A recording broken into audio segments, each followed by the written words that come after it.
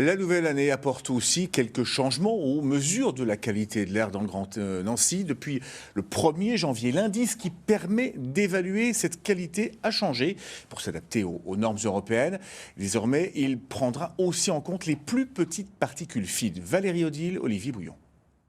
Vous avez sans doute déjà vu ces panneaux qui indiquent la qualité de l'air dans l'agglomération. Alors ici, dans le Grand Nancy, eh bien, l'indice est souvent vert, ce qui indique une bonne qualité de l'air. Mais à partir de maintenant, ça risque de changer, de passer plus souvent à l'orange ou au rouge. Et on va vous expliquer pourquoi.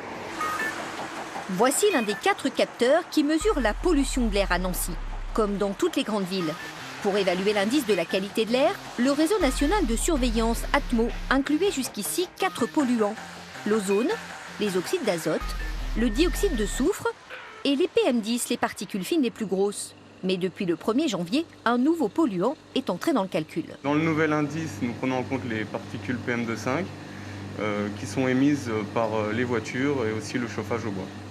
Ces microparticules PM2,5 étaient déjà mesurées, mais elles n'étaient pas prises en compte dans l'indice. Alors pourquoi le sont-elles maintenant ? Les PM2,5, c'est 2,5 microns, donc c'est tout petit, hein. C'est vraiment minuscule, invisible à l'œil nu, et ça descend très profondément dans vos poumons. Et donc on a du mal à l'évacuer de l'organisme, et ça transporte un certain nombre de polluants accrochés à ces particules, qui vont donc diffuser dans votre organisme. Voilà pourquoi nos voisins les incluaient déjà. C'est d'ailleurs une recommandation européenne qui se justifie quand on sait que 400 000 personnes décéderaient prématurément chaque année en Europe à cause de la pollution de l'air, dont 48 000 rien qu'en France et 5 000 à Nancy. Ce nouvel indice va donc coller beaucoup plus à la réalité sanitaire et changer les couleurs des cartes. Vous voyez, là, on a l'impression que la qualité de l'air est bonne sur l'ensemble du Grand Est.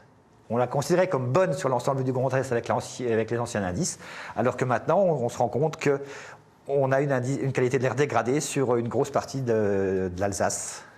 Mais alors, quelles conséquences cela a-t-il pour la population et pour les décideurs ?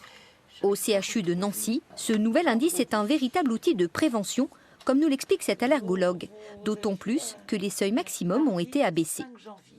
Nos patients qui notamment ont des maladies respiratoires vont pouvoir anticiper leur activité à l'extérieur, leur activité physique notamment, et donc adapter leur comportement à l'état de la qualité de l'air du jour.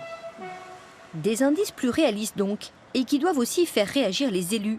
Dans le Grand Nancy, il va servir de levier pour justifier de nouvelles politiques, afin de réduire la circulation automobile et d'augmenter la place des vélos et des bus. Comment diminuer cette circulation ? Renforcer le maillage des transports en commun. Donc on peut aussi imaginer que au moment des pics de pollution, on ait également une proposition de gratuité des transports en commun.